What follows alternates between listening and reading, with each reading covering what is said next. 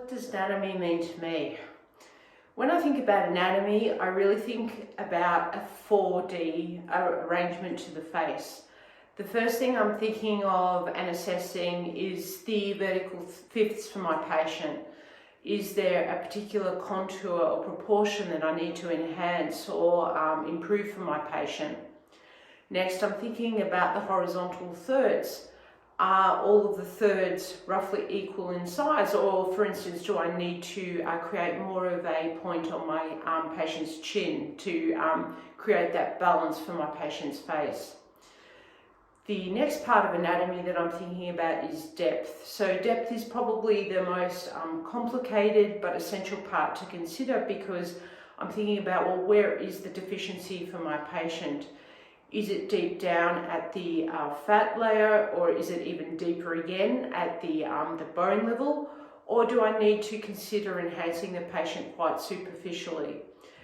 As part of that, I'm also thinking about the vessels and ligaments and muscles in the area. Are there particular areas that I need to be a little bit more concerned about? Do I need to stay in a more superficial layer because the facial artery, for instance, is running deep at that lower section of the face?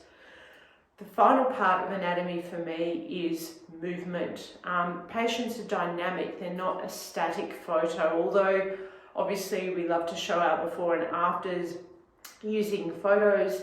Patients are moving human beings, and so I think this is one of the areas that's most commonly overlooked when it comes to creating enhancement, because patients don't want to see where I've been. They want to look naturally enhanced, as though the filler was just part of their face and it has always been there. Technique. So when I'm thinking about technique, I'm thinking about, well, where is the area of deficiency and how am I going to get there? So am I going to use a needle, for example, to get deep down onto the bone, or am I going to use a cannula to be able to deliver product in multiple areas with the one entry point? Am I using a cannula because I consider it might be safer in that particular area, considering the anatomy, so the vessels and ligaments and so on? Then I'm also thinking about things like, well, how am I going to deliver the filler? Is it going to be in linear threads? Am I going to use some fans or a bolus or micro bolus? All of these sorts of things when I'm thinking about technique. Product. So product, what I love about the Teoxane range is that there is literally a product for every application for my patients. So I can use something that's quite static on the periosteum, for example, like Ultra Deep, which creates that beautiful structure, so replacement of bone. Or do I need to use a resilient hyaluronic acid like RHA3, which will not only create that structure that I require, but it'll give the patient natural movement. The product will flex and stretch with my patients so that they look enhanced, but again, like it's always been there.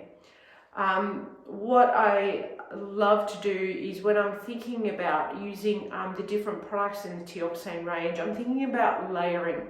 How am I going to deliver the results? So it might be that I use that more static product deep down, but I need to use a more resilient product in the more superficial layers. So when I'm using the Teoxane range, I don't really need to be too concerned about the interplay of two different fillers coming together, because I know that the Teoxane fillers work beautifully together and won't create any concerns for my patients down the track.